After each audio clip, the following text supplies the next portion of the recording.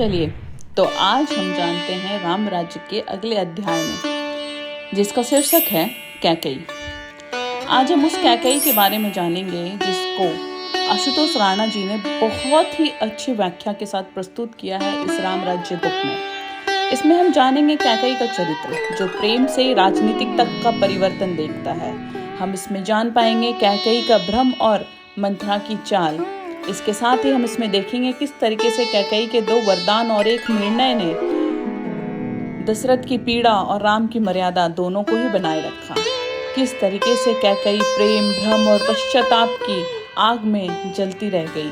कैकेयी का मनोबल, दशरथ का वचन, मंथरा का मानसिक जाल, वरदान मांगने की रात से लेकर दशरथ का टूटन और राम की दृढ़ता, भरत का आक्रोश और कैकेयी का पश्चाताप, इन सारी चीजों को हम देखेंगे। और इस अध्याय में हम इस चीज को समझेंगे कि एक माँ का वनवास कैसे शुरू हुआ, प्रेम से आरंभ हुआ भ्रम, और कोप भवन में एक टूटती हुई स्त्री किस तरीके से राजा राम की इंतजार में रह गई और राम गए और माँ का हृदय शून्य हो गया।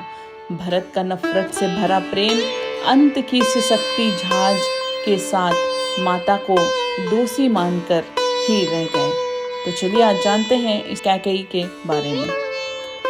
कहानी शुरुआत होती है कैकेयी का चरित्र, प्रेम से राजनीतिक तक के परिवर्तन से। कैकेयी अयोध्या की रानी थी और राजा दशरथ की सबसे प्रिय पत्नी। वो माता के रूप में राम से अत्यंत प्रेम करती थी, लेकिन उनके जीवन का सबसे बड़ा मोड़ तब आया जब उनकी दासी मंथरा ने उनके मन में भय और स्वार्थ के बीज बो दिए। मंथरा ने कैकेयी से कहा कि अगर राम राजा बन गए तो भरत का कोई भविष्य नहीं रहेगा और तुम्हारा महत्व समाप्त हो जाएगा। कैकेयी का मन मंथरा के भ्रामक वचनों से डगमगा गया। पुराने समय में एक युद्ध में कैकेयी ने दशरथ की जान बचाई थी और उस समय दशरथ ने उन्हें वरदान देने का वचन दिया था। मंथरा के बहकावे में आकर कैकेयी ने वो 2 वरदान मांगे। पहला, भरत को अयोध्या का राजा बनाया जाए। दूसरा, राम को 14 वर्षों के लिए वनवास भेजा जाए। इसके बाद हम देख सकते हैं कि किस तरीके से कैकेयी के इन वरों ने दशरथ को तोड़ दिया। वे राम से अत्यंत प्रेम करते थे, लेकिन वचनबद्ध थे। राम ने बिना किसी विरोध के पिता का वचन निभाया और वन चले गए। परिणाम, दशरथ वियोग में प्राण त्याग देते हैं। भरत को जब सच्चाई का पता चलता है तो वो क्रोधित होकर कैकेयी से दूर हो जाते हैं और राम को वापस लाने वन चले जाते हैं। कैकेयी को अंततः अपनी गलती का एहसास होता है और वे अत्यंत पछताती है।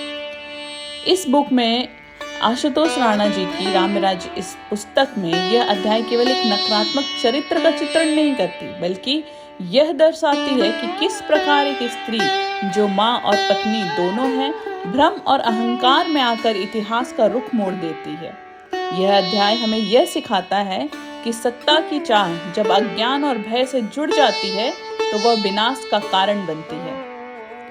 कैकेयी प्रेम, भ्रम और पश्चाताप के कश्मकश में कुछ इस तरह उलझी थी कि कैकेयी केवल एक रानी नहीं थी, वह उस समय की सबसे सुंदर, बुद्धिमान और पराक्रमी स्त्री थी। राजा दशरथ ने उन्हें अत्यधिक प्रेम किए थे और कैकेयी भी राम को अपने पुत्र के समान मानती थी। वह राम की सौम्यता, मर्यादा और बुद्धि की भी प्रशंसक थी, किंतु इतिहास गवाह है कि कभी कभी सबसे बड़े विनाश की शुरुआत सबसे गहरे प्रेम से होती है, और यह कथा उस प्रेम के पतन की कहानी है।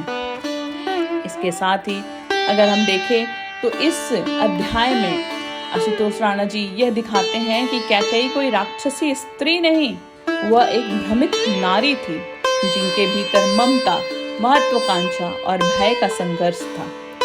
उनकी गलती एक चेतावनी है। जब स्वार्थ, भय और भ्रम मनुष्य के विवेक पर हावी हो जाए तो विनाश केवल बाहर ही नहीं होता, वह आत्मा को भीतर तक जला देता है।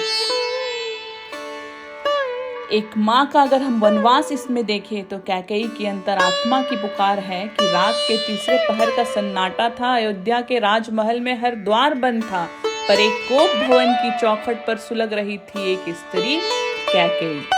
उसके नेत्रों में नींद नहीं, सिर्फ एक प्रश्न था, मैं माँ हूँ या राजमाता, प्रेम करूँ या न्याय, राम को गले लगाऊं या भरत को सिंहासन दूं।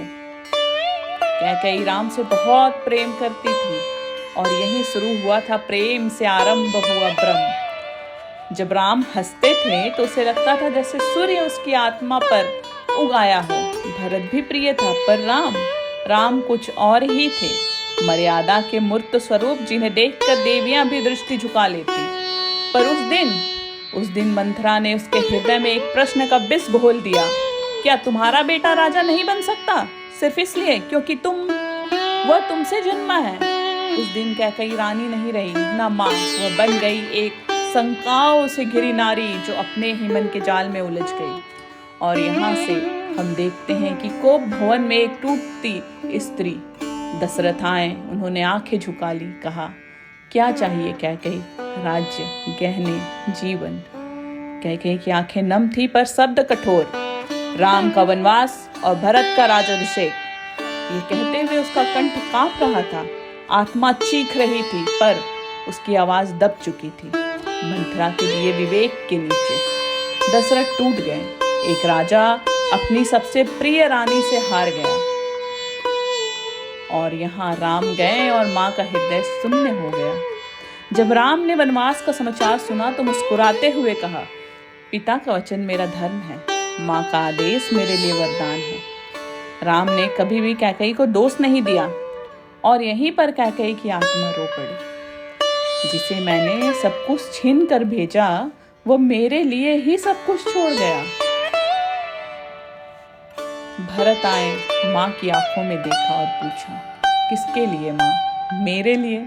मैं तो राम के चरणों का दास बनना चाहता था।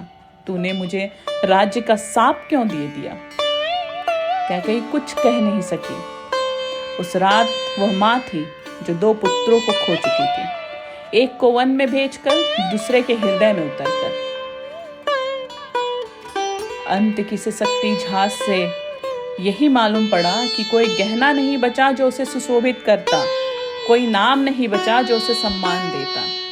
सिर्फ एक माँ बची थी जो रोज एक सवाल खुद से पूछती थी, क्या मैंने राम को खोकर भरत को पाया, या क्या मैंने भरत को भी खो दिया? आज भी जब अयोध्या की हवाएं चलती है, एक कोप भवन की दीवारें धीरे से फुसफुसाती है। कैकेयी दोषी नहीं थी, वह सिर्फ एक माँ थी जो प्रेम में भटक गई थी।